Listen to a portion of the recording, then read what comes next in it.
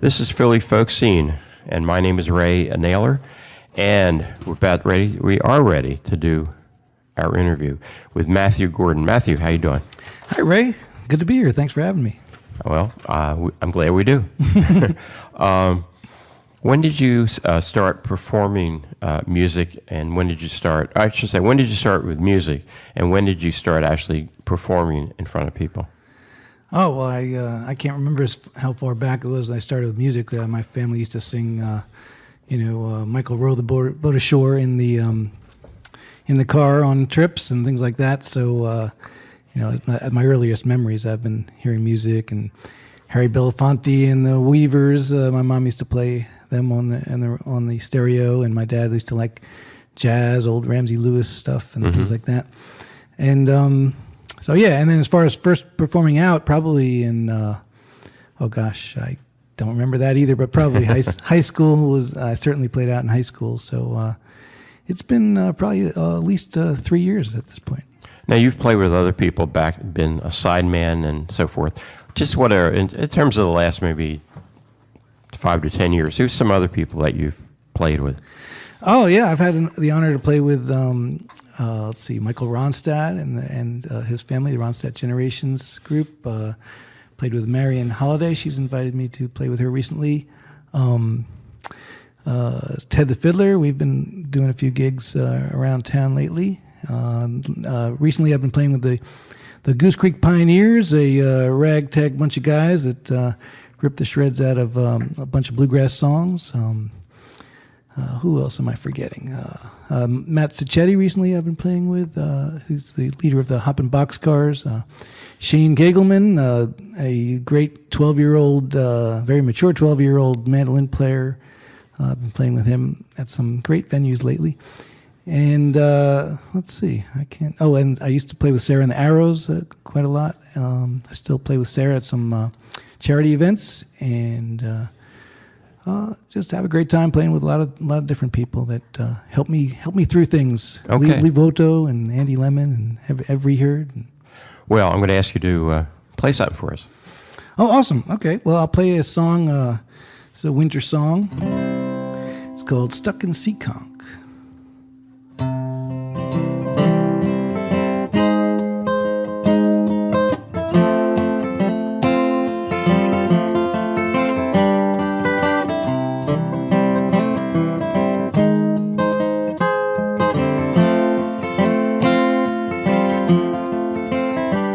Winds blow away the tracks in the snow.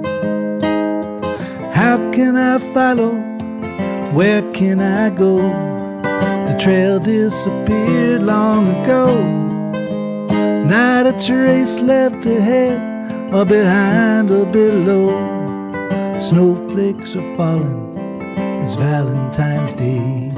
It's piled so high the plows can't find their way.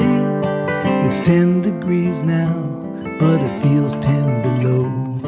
I'm stuck here in Seekonk, now where can I go? This place has been a ghost town for years. People pass through, but they never stay here. There's no point in hanging around. They board it all up, then they tear it all down. All you can do is just hope for the best. Choose a direction, let time do the rest. Try and use your time wisely, it's all that you've got. It'll move right along if you're ready or not.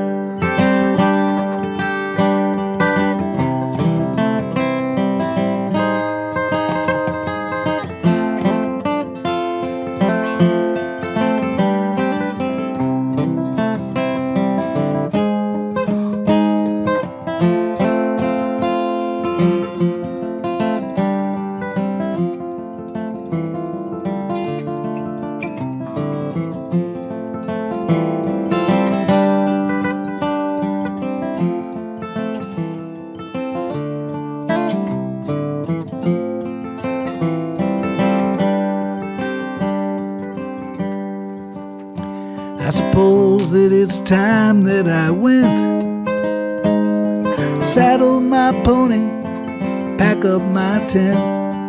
1 step, 2 steps, 3, 4, 5. Savor being alive and know that you'll never arrive.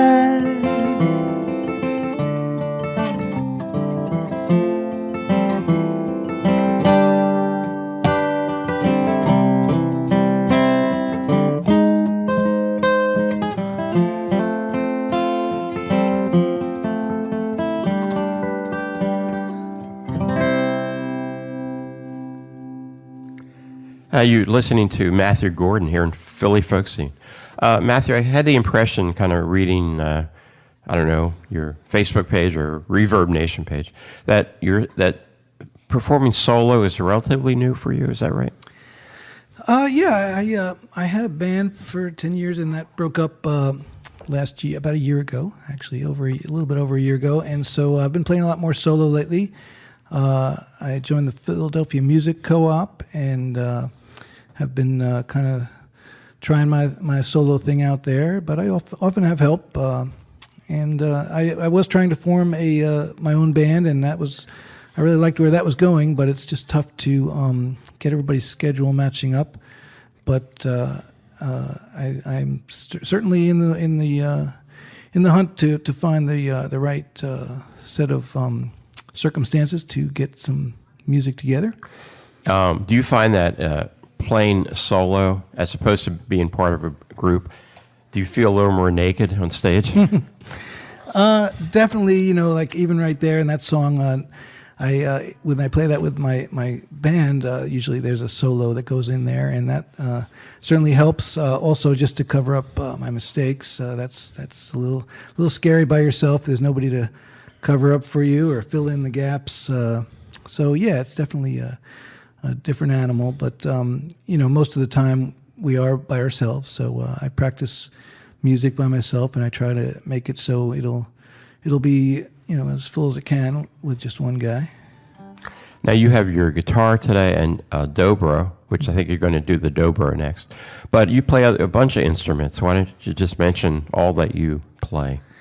Yeah. The dobro has been my latest passion. About 5 years ago, I got the dobro bug and have been playing that. It's just so much fun, and that's really become probably my main instrument at this point.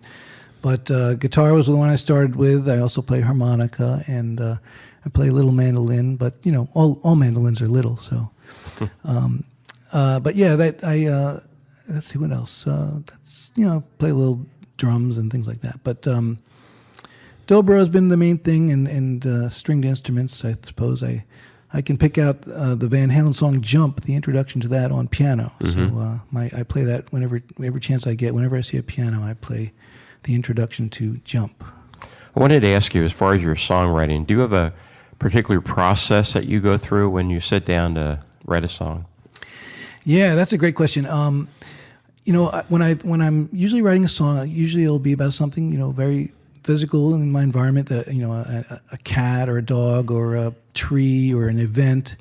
But as you're starting to string together words, kind of stream of consciousness, there's other things that are in your consciousness that come out that make connections. So like that song "Seekonk" that I just played, that was I was looking at it. I was stuck in a hotel room in a blizzard, looking out at the snow, and as I just wrote what I was feeling, it just became a song about uncertainty and decision making and just lack of direction. And that came out. So the song, even though it was really started out to be just about snow, it really became really about life and in general. So I find that if I just start out with something, something with the weather or whatever, it turns into something. Usually, almost every time, it turns into something that's really way beyond that, way deeper. And I love that about songwriting, that you really can find things out. The song tells you things rather than you telling the song things. It's like when you watch a movie, you don't want to go to a movie and know what's going to happen. If what you had thought was going to happen happens, you're kind of disappointed. You're like, oh man, I wasted my time watching that movie. But if if you're surprised by what happens, or if it makes you think more deeply about something, that's what's meaningful about a movie. You don't want a movie to just sit there and tell you what you already know. So I write songs, and they usually tell me things I don't know. Okay. I think it's time to hear another song. Well, here, I'll do the song. You just playing a bunch of Christmas songs. And so I tried to write a Christmas song just 2 days ago. So we'll see how it goes. I'm still trying to learn it.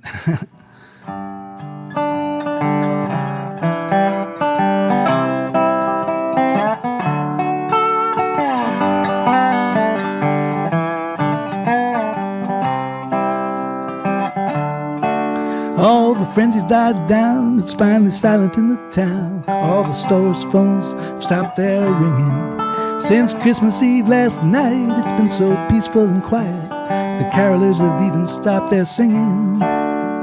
Everyone's where they're supposed to be, opening presents underneath the tree, surrounded by their family. But here it's just you and me, alone here together on Christmas Day. All day long we're staying in our PJs. Outside it's so cold and everything is closed, and there's nowhere we could go anyway. It's like the shortest day of the year. Things are gonna keep getting brighter from here. So come let me hold you near, and let's kiss for Christmas. Let's kiss for Christmas.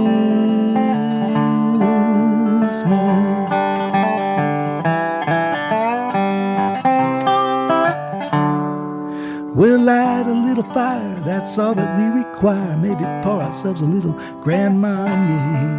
We'll bask in each other, maybe pour ourselves another. After all, we've got all day. Everybody's getting their Christmas dinner, finding warmth in the depths of winter, sharing love and joy with their family. But here it's just you and me, alone here together on Christmas Day. All day long we're staying in our PJs. Outside it's so cold and everything is closed, so there's nowhere we could go anyway. It's like the shortest day of the year. Things are gonna keep getting brighter from here. So come let me hold you near, dear, and let's kiss for Christmas. Let's kiss for Christmas. Let's kiss for Christmas.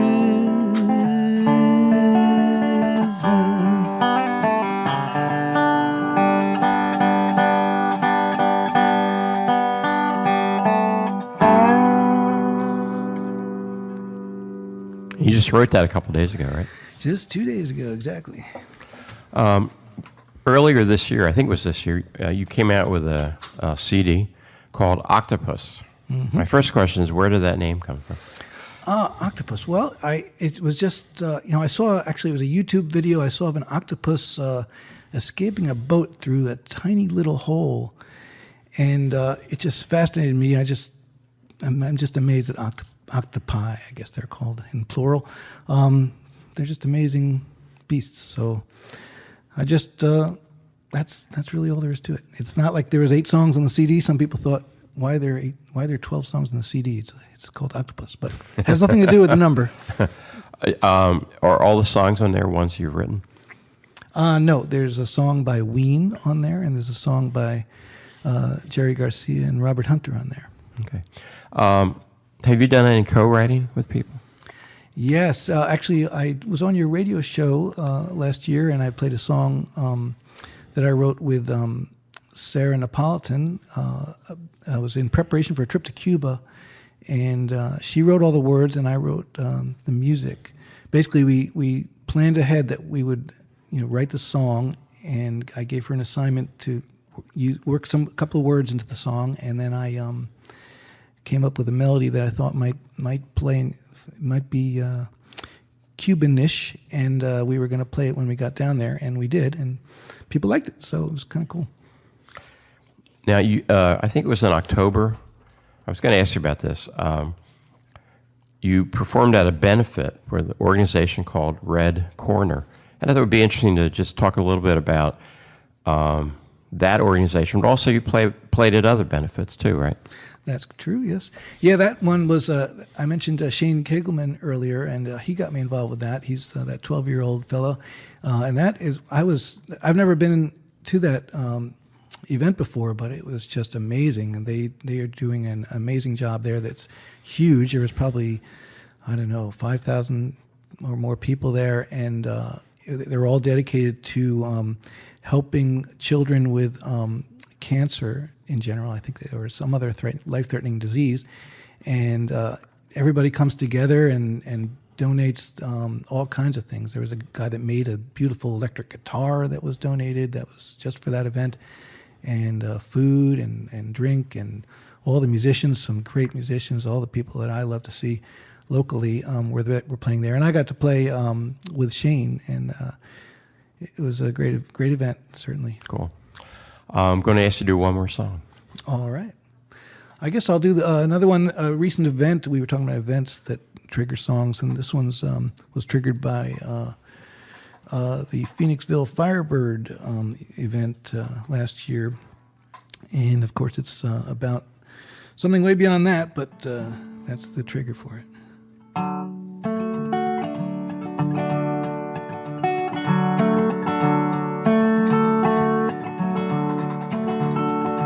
The sparks flew up and the snowflakes fell down on the people all gathered on the outskirts of town. Electrical guitars made majestical sounds. We would have spoke, but we had nothing left to say. We wandered through the crowd, I held on to your hand, till we found ourselves there right in front of the band. I put my arms around you, held you close, and we danced as that giant bird went up in flames. I looked into your eyes, but there was nothing inside. It was clear we had come to the end of our ride, and this time we both knew when that phoenix burned down, there was nothing left in those ashes this time to rise from the ground. Was there ever a time in this life I've been living when my heart didn't feel like it was locked in a prison, guilty of sin with those sins unforgiven, but my case never even made it to trial? Looking back, I'm not sure what you wanted from me. I only know I wasn't treated like I wanted to be. I thought I was special, but now I finally see I was nothing to you all the while. I looked into your eyes, but there was nothing inside. It was clear we had come to the end of our ride, and this time we both knew when that phoenix burned down, and there was nothing left in those ashes this time to rise from the ground.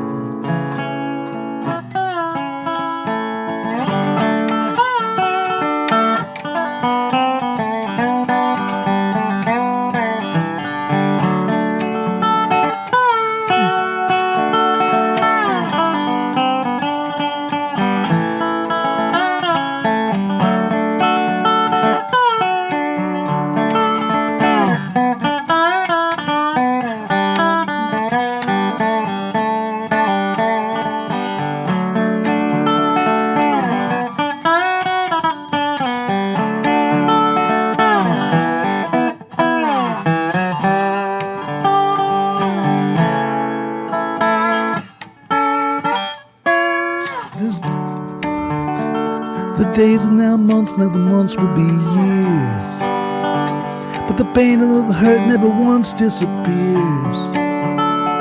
It's useless to cry, yet my eyes fill with tears as the fire turns to embers, and the embers turn to smoke, and the smoke turns into ashes.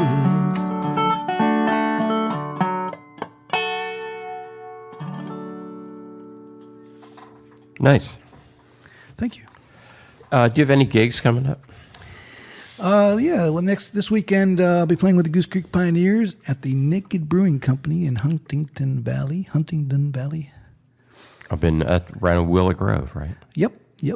And that's an all-day event. I think there's 2 or 3 other bands also playing. We're playing from 4 to 6. It's their Festivus festival. So there'll be feats of strength and the airing of the grievances and music. Festivus for the rest of us? Yes, and we'll all gather around the Festivus pole and party like there's no tomorrow. People want to learn more about your music and yourself. How would they do that?